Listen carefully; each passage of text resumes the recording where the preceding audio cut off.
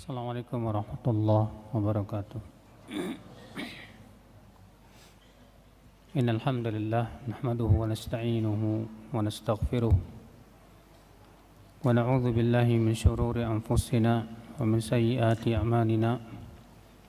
Man yahdihillahu fala mudilla lahu wa man yudlil fala hadiya lahu. Asyhadu an la ilaha illallah wahdahu la syarika lahu wa asyhadu anna Muhammadan abduhu wa rasuluh. Qala Allah Ta'ala fi kitabihil karim, ya ayyuhalladzina amanu taqullaha haqqa tuqatih wa la tamutunna illa wa antum muslimun, amma ba'd. Ya ikhwah, kita lanjutkan di ayat yang ke-229. Allah Ta'ala berfirman, at-talaqu marratan. Talak itu 2 kali, maksudnya talak yang masih boleh padanya rujuk. Fa imsakum bima'rufin aw tasrihum bi ihsan. Maka orang yang mentalak raj'i ada 2 pilihan. Ima ia imsakum bima'ruf, kembali ia merujuknya dengan cara yang ma'ruf, atau tasrihum bi ihsan, atau ia berpisah dengannya dengan cara baik-baik. Wala yahillu lakum an ta'khudhu mimma ataitumuhunna syai'a, dan tidak halal bagi kalian untuk mengambil dari apa yang telah kalian berikan kepada istri-istri kalian sedikit pun juga, berupa mahar. Artinya seorang suami tidak boleh mengambil mahar yang sudah diberikan kepada istrinya, tidak boleh. Ya.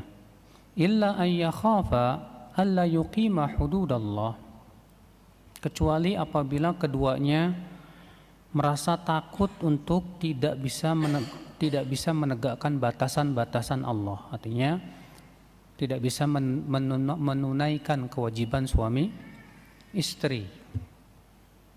Ya. Sebagaimana dalam hadis bahwa ada seorang wanita di zaman Rasulullah SAW, dia datang kepada Rasulullah SAW dan berkata, ya Rasulullah, suamiku itu bagus agama dan akhlaknya, akan tetapi aku takut kufur dalam Islam. Artinya aku takut tidak bisa menunaikan hak suamiku. Maksudnya wanita ini ingin pisah dengan suaminya. Maka Rasulullah SAW sabda, ataruddina hadiqatah, maukah kamu mengembalikan hadiqatah, kebun yang sudah diberikan oleh suamimu kepadamu itu?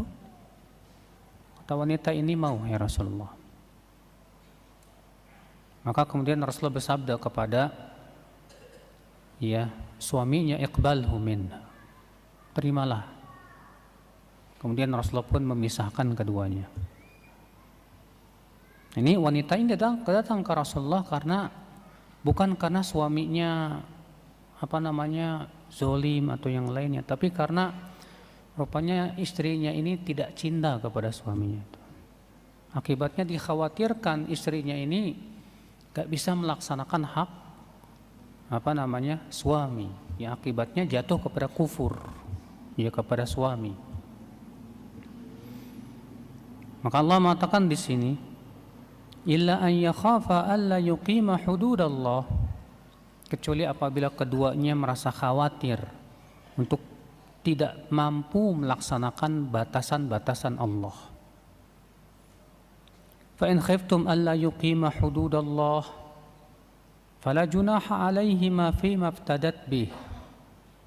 Dan jika kalian merasa khawatir untuk tidak mampu menegakkan batasan-batasan Allah dalam rumah tangga itu, maka tidak mengapa keduanya untuk berpisah,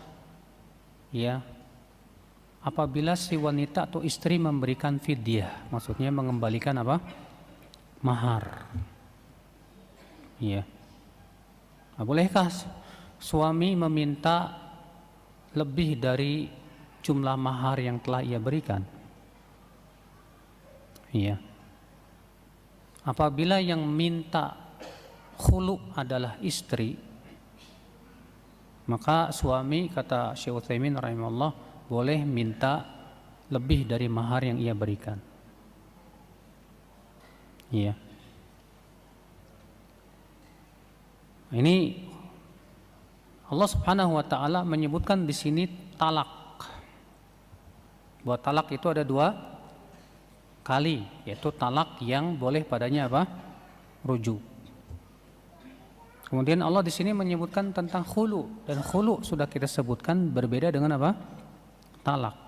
Khulu berbeda dengan apa? Talak. Iya. Lalu Allah mengatakan tilka hududullah fala ta'taduha.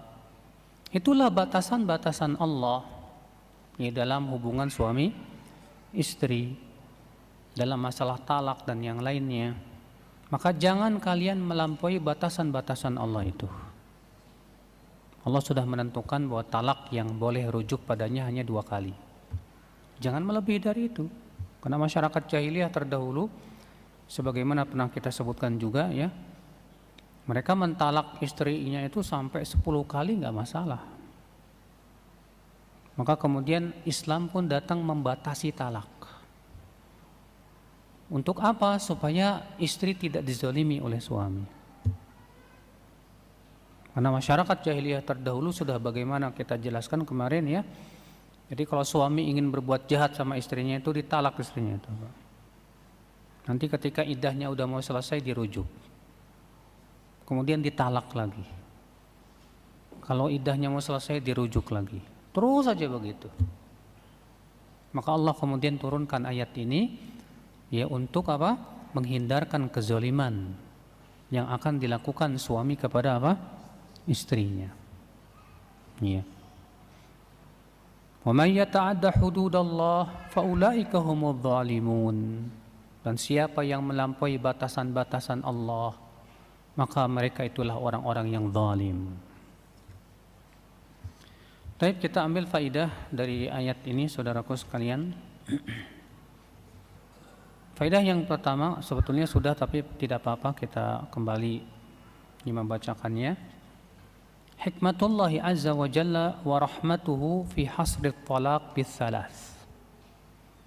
Bi annahu la raj'ata ba'da thalithah hatta tankiha zawjan ghairah. Hikmah Allah dan kasih sayangnya yang membatasi talak hanya 3 saja. Yang boleh padanya rujuk hanya 2. Adapun setelah talak yang ketiga maka tidak ada rujuk lagi sampai istrinya menikah dengan laki-laki lain. Untuk apa Allah membatasi ini, Pak? Ya, membatasi talak itu sampai 3 sudah kita sebutkan tadi, supaya tidak jadi permainan para suami, akhirnya menzalimi istrinya. Ya, ini sudah kita sebutkan tadi. Wa minha, faidah yang kedua, i'tibarut at-tikrar bis-thalath. Pengulangan dengan 3 kali itu yang dianggap, atau sering kali ya, pengulangan 3 kali itu perkara yang dianggap dalam syariat ini, Pak. Makanya Rasulullah SAW mengajarkan kita kalau mengucapkan salam diulang sampai 3 kali. Rasulullah SAW kalau berbicara terkadang beliau mengulang sampai apa? 3 kali. Iya.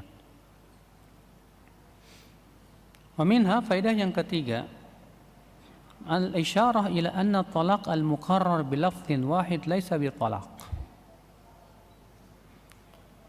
Isyarat bahwa talak yang diulangi dengan lafaz yang satu bukanlah talak. Bimana annahu la yatakarraru bihi talaq. Maksudnya tidak boleh diulangi talak sebelum dirujuk. Ya. Kenapa? Karena Allah berfirman at-talaqu marratan.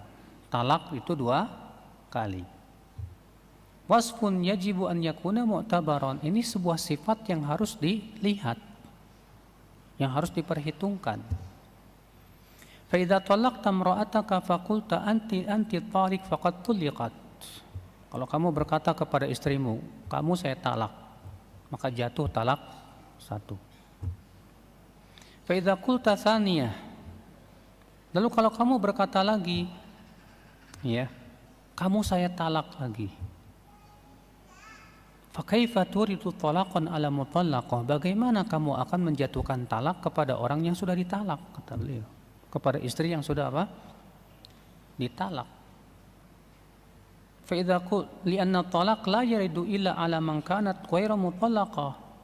Karena talak itu berlaku untuk istri yang memang belum ada talak sebelumnya. Maksudnya kalau sudah dirujuk, maksudnya gitu, Pak. Maksudnya beliau begini, Pak. Kalau antum mentalak istri saya, kamu saya talak. Kemudian besoknya belum dirujuk, udah dijatuhin lagi. Saya talak kamu. Nah, ini khilaf para ulama. Ya, kalau belum dirujuk, sudah menjatuhkan apa? Talak. Apakah talak yang kedua ini yang dijatuhkan jatuh apa enggak? Yang dirujukkan oleh Syekhul Islam Taimiyah, demikian pula beliau sendiri Syekh Utsaimin rahimahullah mengatakan bahwa ini tidak dianggap. Jadi menurut beliau, kalau mau menjatuhkan talak yang kedua, rujuk dulu dengan mengatakan saya rujuk. Kemudian setelah itu baru ditalak yang kedua. Adapun kemudian ini belum dirujuk, udah dijatuhkan talak, maka yang seperti ini menurut beliau tidak dianggap sama sekali. Tetap hukumnya masih apa? Masih satu tadi. Iya. Makanya kata beliau, ya. Walihada qala al-fuqaha, law anna ar-rajul talaqa imra'atahu wa hadat marratain, thumma talaqaha ba'da al-haidha ats-tsaniyah, la tasta'nif iddah la tastanif iddatun jadidatun litalqati tsaniyah. Oleh karena itu sebagian fuqaha ahli fikih berkata bahwa kalau ada seorang laki-laki mentalak istrinya, baru kemudian istrinya 2 kali haid nih setelah ditalak, ya. Kan yang namanya iddah itu berapa kali haid? 3 kali haid. Nah, ini baru 2 kali haid tapi belum dirujuk. Dia sudah menjatuhkan talak yang kedua. Ya. Maka yang seperti ini kata beliau tidak dianggap. Maka kalau dia haid yang ketiga, otomatis sudah talak bain sugro. Talak yang keduanya itu tidak dianggap, tidak memulai lagi maksudnya. Namun sekali lagi ini masalah khilafiyah. Makanya beliau mengatakan wal fuqaha alladzina khalafu fi dzalika yaqulun. Sementara para fuqaha lain yang tidak setuju dengan pendapat ini berkata, innahu idza qarrara talaq fil marra ats-tsaniyah la tasta'nif al-iddah, ya, fa idzan hiya mutallaqah li ghairi iddah fala yaqa'u at-talaq li'annahu sayakunu ala khilafi ma amara Allah bih. Maaf ya, masih berbicara tentang para fuqaha yang tadi, ya. Bahwasanya orang-orang yang mengulangi talaknya di kali yang kedua, maka ia tidak memulai iddah, ya. Kenapa? Karena wanita ini sudah ditalak sebelumnya tadi, tapi belum dirujuk, sehingga yang kedua ini tidak jatuh talaknya dan tidak dianggap, ya. Waqad qala syekhuna an ikhtiyari Syekhul Islam Taimiyah inna man ta'ammalahu tabayyana lahu annahu la yasughul qawlu bi khilafih. Beliau mengatakan bahwa Syekhul Islam rahimahullah berkata, orang yang memperhatikan masalah ini akan jelas kepadanya bahwa tidak boleh kita berpendapat selain ini, kata beliau. Iya. Li'annaka idza ta'ammalta kalamahu fi annahu la yaqa'u talaqun 'ala talaq wa annahu la yatakarrar illa 'ala zawjah ghairu mutallaqah fala yumkin an yatakarrara at-talaqu illa idza raja'aha. Karena kalau kamu perhatikan ya perkataannya, bahwa tidak jatuh talak atas talak, karena tidak terulang-ulang kepada seorang istri yang sudah ditalak sampai si suami merujuknya dulu. Ya. Dan inilah yang kemudian difatwakan oleh Syekhul Islam Taimiyah rahimahullah. Jadi begitu Pak cara mentalak itu. Ya, jadi kalau talak kemudian rujuk dulu, baru kemudian talak yang kedua. Adapun antum belum merujuk udah langsung dijatuhkan talak. Ya, pendapat yang disahihkan oleh Ibnu Taimiyah demikian pula Syekh Utsaimin mengatakan tidak jatuh. Tidak dianggap. Karena itu namanya talak di atas talak. Sementara Allah mengatakan at-talaqu marratan, talak itu dua kali, maka sifat ini harus diperhitungkan. Iya, paham tidak? Iya. Tapi faedah yang keempat. Annal wajib 'alal mar'i alladhi talaqa zawjatah ahada amrayn. Kewajiban seorang suami yang mentalak istrinya ya salah satu dari dua.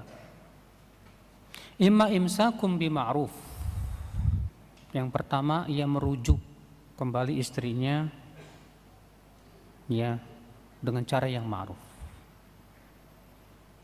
Au tasrihum bi ihsan, atau berpisah dengan baik-baik. Wa amma an yaruddaha ma'al idza wal minnah wat taqsir. Adapun dia pulangkan istrinya dengan menyakiti, dengan mengungkit-ungkit kebaikan, maka ini tidak boleh. Subhanallah, itulah Islam akhi. Ya. Sampai-sampai ketika suami mau berpisah dengan istrinya saja tetap harus dengan cara baik-baik. Tidak boleh berbuat zolim sama dia. Iya. Maka dari itulah betapa indahnya Islam ini. Sangat memelihara hak-hak suami apa? Istri untuk tidak saling menzalimi. Iya. Maka Allah Subhanahu wa taala ketika menyebutkan dalam ayatnya nanti akan dibahas juga tentang masalah talak juga, Allah mengatakan apa? Wala tansaul fadla bainakum. Jangan kalian melupakan keutamaan pasangan kalian walaupun sudah dicerai. Artinya hanya gara-gara cerai kemudian kamu benci dia setengah mati, nggak boleh. Walaupun dia bagaimana dia masih mukminah, dia masih beriman kepada Allah Azza wa Jalla. Ya. Yang kemudian jangan sampai gara-gara itu kemudian apa? Saling menjelekkan, saling menggibah dan yang lainnya. Tidak boleh ya akhul Islam. Wa minha faidah selanjutnya bayanu hikmatillah fi tasyri'ihi subhanahu wa ta'ala. Penjelasan tentang hikmah Allah dalam pensyariatannya. Idz qala ta'ala fil imsak bima'ruf. Ya, ketika Allah menyebutkan tentang imsak, menahan istri, Allah menyuruhnya untuk apa? Menahan dengan cara yang ma'ruf. Ya. Dan ketika Allah menyebutkan tasrih itu artinya memulangkannya atau ya, berpisah dengannya. Allah menyebutkan dengan kata bi ihsan. Tasrihun bi ihsan. Ya. Adapun imsak dikembalikan kepada uruf. Kata-kata ma'ruf itu Pak seringkali maknanya ya artinya dikembalikan kepada apa? Uruf. Yang menurut uruf itu dianggap rujuk ya rujuk. Kalau menurut uruf uruf itu artinya kebiasaan Pak, adat istiadat ya. Yang menurut adat istiadat setempat kata-kata itu dianggap rujuk ya rujuk. Kalau ternyata di adat istiadat di situ dianggap tidak rujuk ya tidak. Cuma masalahnya di masyarakat kita ada nggak kebiasaannya? Itu yang sulit Pak. Iya. Makanya kalau ada yang bertanya, Ustaz gimana sih cara rujuk sama istri? Ucapkan aja, gampang sebetulnya. Tinggal ngomong ke istri, "Ma, saya rujuk." Udah selesai, dia langsung jadi istri antum lagi, kembali lagi. Selama memang itu talaknya talak roj'i, talak yang dibolehkan padanya apa? Rujuk. Iya. Nah, ketika Allah menyebutkan tasrih yang sifatnya perpisahan, Allah mengatakan bi ihsan, dengan cara ihsan. Li'annahu sayufariquha, karena ia akan meninggalkan dia. Fayahtaju ila ziyadatin fi muamalatiha, karena ia akan meninggalkan istrinya, maka hendaklah ia benar-benar berbuat ihsan kepada istrinya tersebut. Iya. Supaya tidak menyakiti hatinya. Karena menyakiti hati seorang mukminah pun tidak boleh, Pak. Iya. Wa minha, faidah yang keenam. Tahrimu akhdhi zauj syai'an mimma a'ta zaujatah min mahrin aw ghairi illa an yutalliqaha qabla ad-dukhul wal khalwah falahu nisful mahri. Haram suami mengambil mahar yang sudah diberikan ke istrinya. Demikian pula harta yang sudah diberikan kepada istrinya, nggak boleh diminta lagi. Kalau antum sudah memberi istri, "Mah, ini saya kasih hadiah kamu rumah buat kamu," sudah. Berarti sudah jadi milik istri tidak? Ya udah, dia jadi milik istri. Lalu kemudian antum minta lagi, saya minta lagi, nggak boleh. Karena Rasulullah SAW mengatakan orang yang kembali kepada pemberiannya seperti anjing yang memakan muntahannya. Seperti anjing yang memakan apa? Muntahannya kembali. Iya. Maka akal Islam, ya, tidak boleh suami mengambil sesuatu yang sudah diberikan kepada istrinya, nggak boleh, kecuali dengan seizin apa? Istri. Kalau istrinya mengizinkan ya nggak masalah. Iya. Kecuali kalau si suami mentalak istrinya sebelum dukhul. Sebelum apa? Dukhul. Dukhul itu artinya berduaan dengan istri, setubuh. Setelah akad nikah, habis akad langsung ditalak gitu, Pak. Paham tidak? Maka pada waktu itu si suami boleh mengambil setengah dari mahar yang sudah diberikan. Boleh mengambil setengah mahar yang sudah apa? Diberikan. Sebagaimana firman Allah, "Wa in talaqtumuhunna min qabli an tamassuhunna wa qad faradtum lahunna fariidah fa nisfu ma faradtum." Apabila kalian mentalak istri kalian sebelum kalian dukhul, sementara kalian sudah memberikan mahar kepadanya, maka kalian mendapatkan setengah dari mahar yang sudah kamu berikan kepada mereka. Ya. Illa ayya'funa aw ya'fu alladhi biyadihi 'uqdatun nikah. Kecuali kalau si istri memaafkan dan memberikan semuanya. Atau si suami juga memaafkan dan mengatakan udah nggak apa-apa buat kamu semuanya. Ya. Dan kalau kamu memaafkan itu lebih baik, kata Allah. Wa an ta'fu khairul lakum. Wa minha, faedah selanjutnya, jawazu iftida'il mar'ah nafsaha min zawjiha bi'iwad. Bolehnya seorang wanita minta khulu kepada suaminya dengan cara memberikan harta yang sudah diberikan oleh suaminya kepada dia. Iya. Tapi kapan seorang wanita boleh minta khulu, Pak? Faedah yang ke-8, anna dzalika innama yakunu idza khafa alla yuqima hududallah. Boleh khulu kalau memang khawatir tidak bisa melaksanakan batasan-batasan Allah. khawatir tidak bisa melaksanakan hak-hak suaminya, takut kalau ia jatuh kepada kufur daripada dosa terus. Iya. Adapun kalau ternyata dia tidak ada kekhawatiran sama sekali, dia bisa melaksanakan hak-hak suaminya, mampu dia. Ya.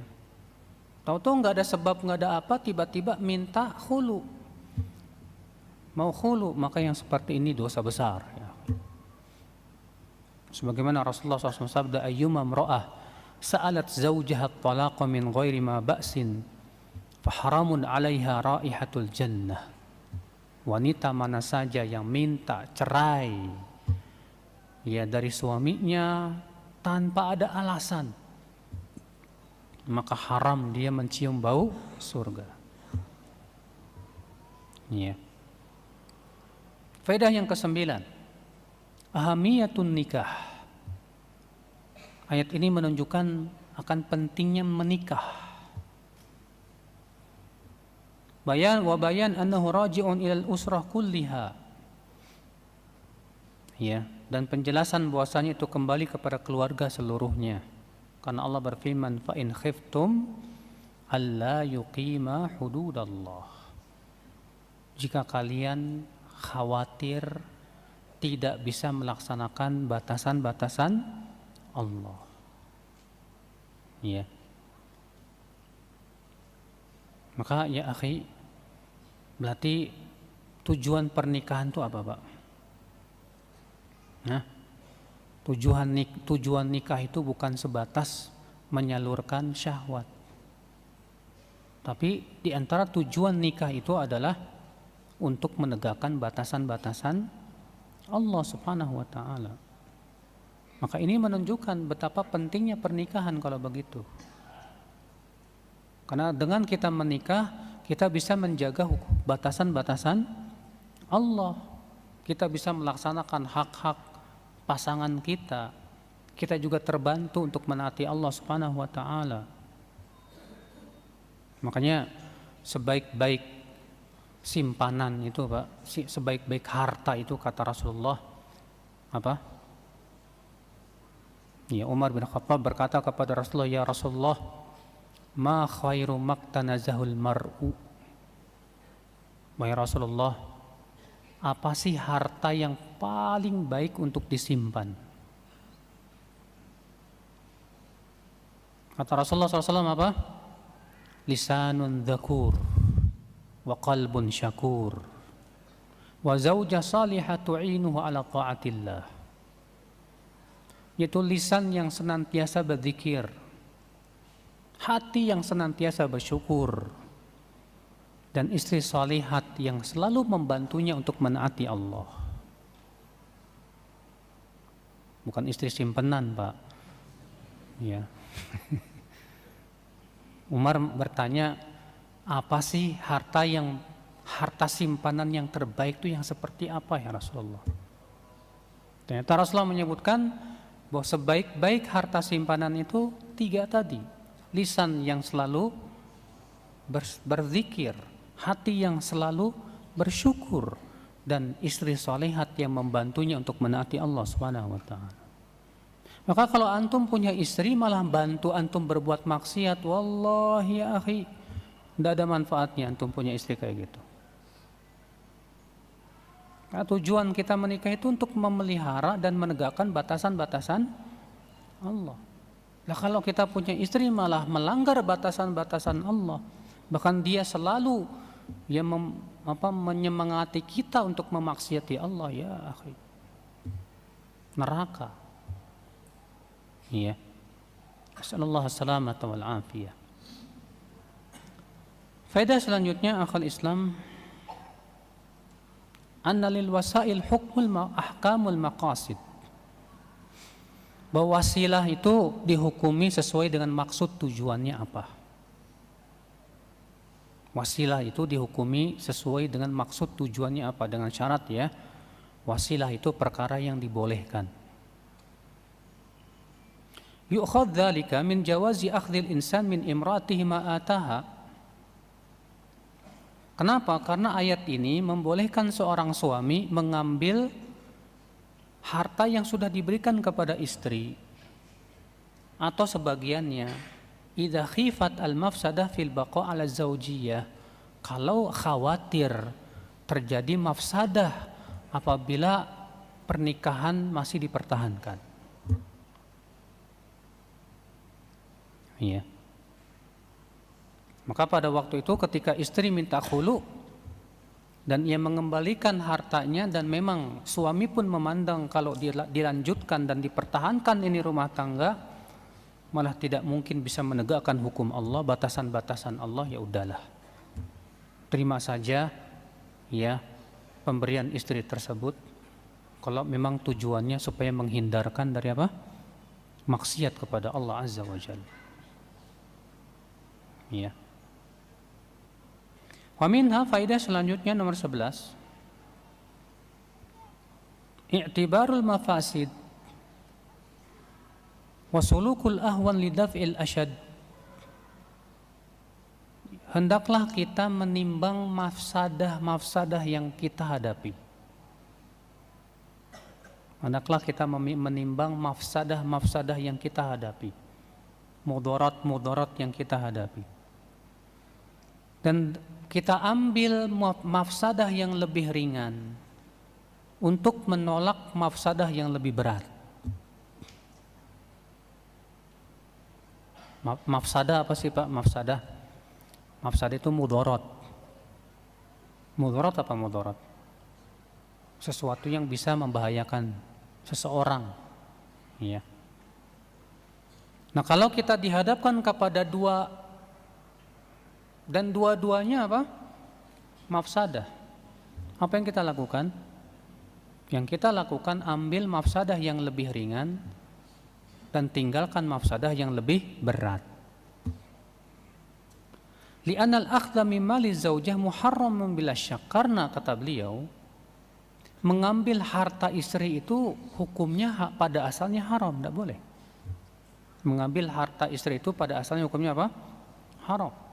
Lakin idza urida bi daf'u ma huwa a'dham min tadyi'i hududillah. Namun ketika yang diinginkan adalah menolak mafsadah yang lebih besar, yaitu menyia-nyiakan batasan-batasan Allah, maka mengambil harta istri yang sudah ia berikan kepadanya boleh.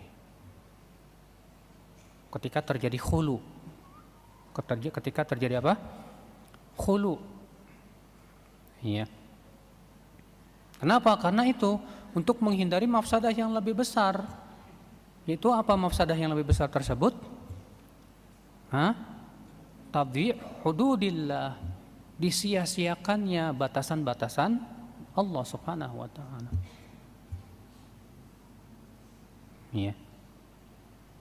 Ini makanya terkadang ada istri minta khulu, pokoknya saya mau khulu. Saya sudah tidak bisa melaksanakan hak-hak kamu lagi, hai suami. Tapi suaminya karena cintrong banget, Pak, gimana ya? Pokoknya saya nggak mau. Padahal kalau dipertahankan rumah tangganya itu, ya Allah, akan banyak terjadi apa? Pelanggaran terhadap batasan-batasan Allah. Maka seorang suami yang bijak, ya lebih baik lepaskan aja. Tapi dengan apa? Mengambil harta yang sudah diberikan kepada apa? Istrinya tersebut. Ya sudahlah. Ya daripada ya maksiat terus, daripada batasan-batasan Allah dilanggar terus, sudahlah, nggak masalah. Masih banyak kok perempuan yang lain, ya, yang insya Allah baik buat dia.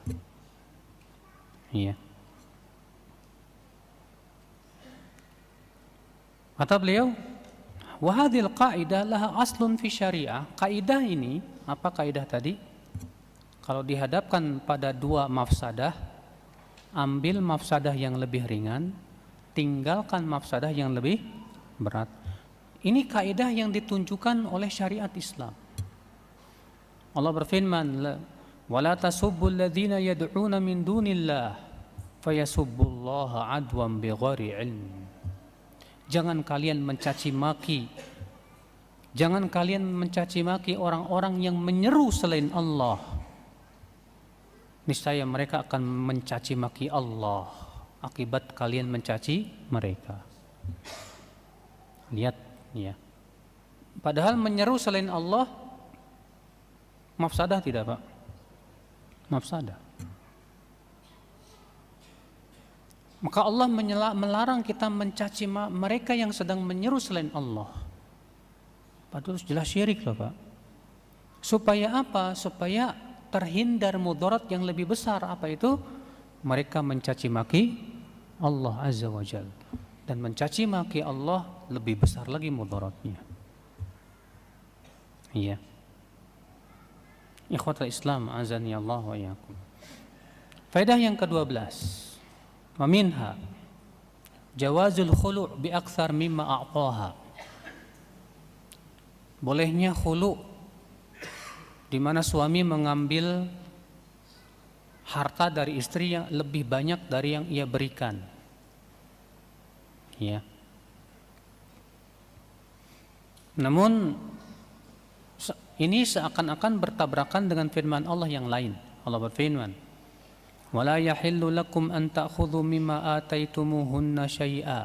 Dalam ayat ini juga tidak halal untuk kalian mengambil apa yang telah kalian berikan kepada istri-istri kalian sedikit pun juga. Iya. Fayakunul makna fi maftadat bihi mimma ataitumuhunna. Artinya dalam fidyah yang diberikan istri kepada kalian, dan kalian sudah memberikan harta tersebut kepada si istri. Ya. Maka atas dasar ini kata Syekh Utsaimin, seakan maknanya adalah tidak boleh mengambil lebih banyak dari yang sudah ia berikan. Namun kata beliau, jika ingkanat hiyallati asaat, kalau ternyata si istri yang minta khulu. Ya. Wa talabat al-khulu, dia yang berbuat salah dan dia yang minta khulu. Maka tidak apa-apa seorang suami mengambil lebih banyak dari apa yang sudah ia berikan. Ya, Allahu a'lam. Wa min fawaidil ayah, di antara faedah ayat ini juga, ini ayat khusus berbicara tentang masalah khulu dan talak, Pak. Mudah-mudahan antum paham ya, paham enggak? Paham insyaallah? Iya. Annal mukhala'ah laisat raj'iyyah. Bahwa khulu itu tidak sama dengan talak. Khulu tidak sama dengan apa? Talak. Iya. Dan tidak ada rujuk. Dan tidak ada apa? Rujuk. Beda dengan talak. Kalau talak 1 dan 2 masih ada apa? Rujuk. Tapi kalau khulu tidak ada rujuk. Ya. Bima'na anna al-firaqa fil khulu' firaqun ba'inun fala sabila li irja'iha. Artinya bahwa perceraian karena khulu itu adalah perceraian ba'in. Artinya memang sudah pisah. Beda dengan talak. Kalau talak 1, talak 2, ya selama iddahnya belum selesai, dia statusnya masih istri, Pak. Dan ada hak rujuk. Suami rujuk kepada apa? Istri. Tapi kalau iddahnya sudah selesai dan belum dirujuk juga, maka baru jatuh kepadanya apa? Talak ba'in sugro. Bukan talak ba'in kubro. Apa bedanya? Talak ba'in sugro sama kubro. Kalau sugro, ya, kalau mau balik lagi bisa, tanpa harus si istri nikah lagi. Cukup dengan akad baru dan mahar baru. Kalau kubro, kalau sudah jatuh talak 3, maka nggak bisa rujuk kecuali kalau istri nikah lagi sama siapa? Laki-laki lain, dan dicerai oleh laki-laki itu dengan sukarela, tanpa paksaan. Sedangkan khulu Ketika sudah dijatuhkan pisah, selesai. Nggak ada rujuk untuk suami. Mah rujuk dong, nggak bisa. Iya, nggak bisa. Kalau talak, suami berkata rujuk, maka jadi istri lagi walaupun istri tidak mau. Tapi kalau khulu sudah dipisahkan, selesai, suami mau rujuk, nggak bisa. Iya, nggak bisa. Nah kalau misalnya dua-duanya mau balik lagi, udahlah, istrinya mau balik lagi, suaminya mau balik lagi, maka harus nikah lagi dengan akad dan mahar yang baru. Itu untuk khulu. Paham tidak, Pak? Nah kalau wanita khulu, iddahnya berapa? Kalau diceraikan 3 kali haid. Kalau khulu iddahnya 1 kali haid. Kalau khulu iddahnya berapa? 1 kali haid. Iya. Faedah yang ke-14, wa minha jawazu tasarrufil mar'ah fi maliha bi ghairi idzni zawjiha. Bolehnya istri menggunakan harta pribadinya tanpa izin suaminya. Bolehnya istri menggunakan harta pribadinya tanpa izin apa? Suaminya. Memang ini ada ikhtilaf, para ulama menjadi 2 pendapat, Pak. Pendapat yang pertama pendapat jumhur. Apa sih jumhur? Jumhur itu mayoritas, ya. Mereka mengatakan bahwa istri boleh menggunakan harta pribadinya tanpa izin suami, enggak masalah. Iya. Dalilnya firman Allah Subhanahu wa taala, illa ayya'funa, kecuali apabila si istri memaafkan hartanya tersebut. Yang sudah kita sebutkan tadi, Pak. Kalau si suami mentalak istrinya tapi belum dukhul, belum apa? Belum dukhul, tapi sudah dikasih mahar. Paham tidak? Maka pada waktu itu si suami dapat setengah apa? Bagian maharnya, kecuali kalau si istri memaafkan. Berarti itu menunjukkan bahwasanya si istri apa? Punya hak. Di antara dalilnya juga ketika Nabi SAW khutbah hari raya, ya, Rasulullah menyuruh mereka untuk bersedekah para wanita.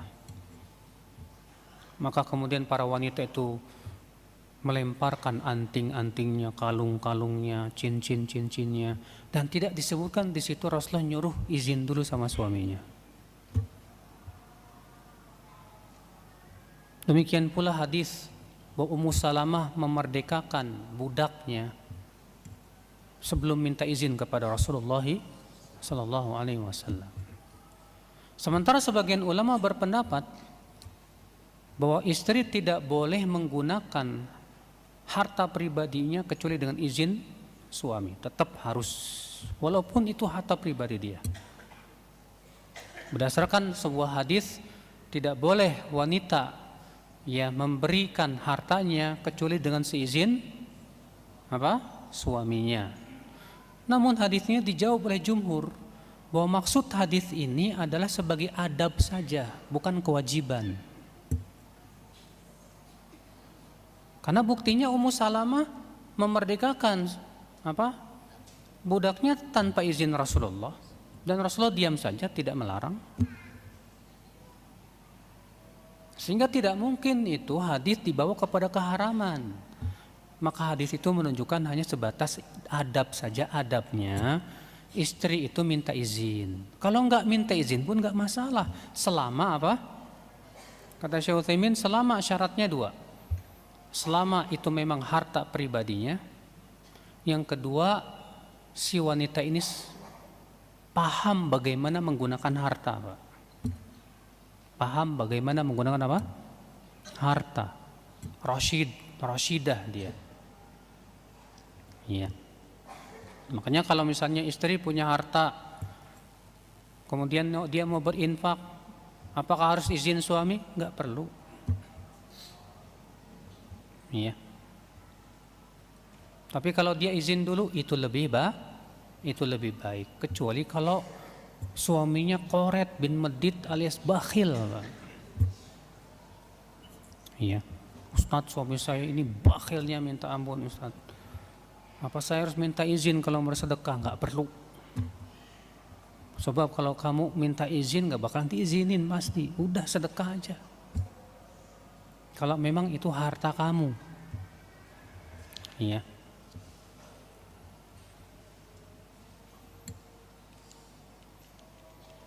Faedah selanjutnya akal Islam. Wa minha anna lillahi azza wa jalla an yahkuma fi ibadihi bima syaa. Bahwa Allah menghukumi hambanya, memberikan hukum kepada hambanya sesuai dengan kehendaknya.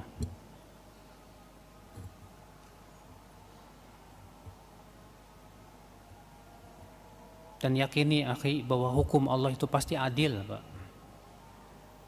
Semua hukum Allah adil, tidak ada hukum Allah yang zalim, tidak ada. Iya. Wa minha annahu la hakima lil khalqi wa la musyarri' illa Allah.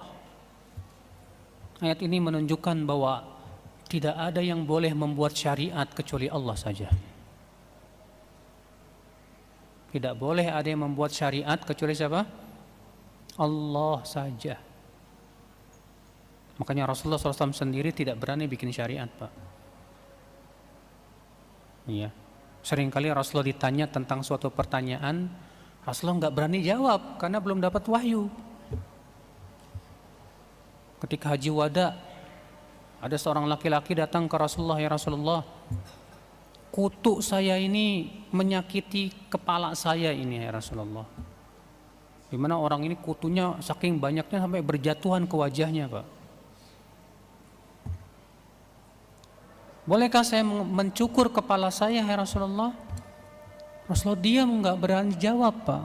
Nggak berani jawab. Sampai akhirnya Allah wahyukan. Setelah mendapatkan wahyu, Rasulullah berkata, mana yang bertanya tadi? Silakan kamu cukur dan bayar dam. Rasulullah aja nggak berani bikin syariat. Kenapa kita berani bikin syariat sendiri? Dengan cara berbuat bid'ah dalam agama. Makanya orang yang berbuat bid'ah itu bikin syariat, Pak. Ini sesuatu yang tidak diizinkan oleh Allah Subhanahu wa taala. Taib, segera cukup. Wabillahi taufik. Assalamualaikum warahmatullahi wabarakatuh.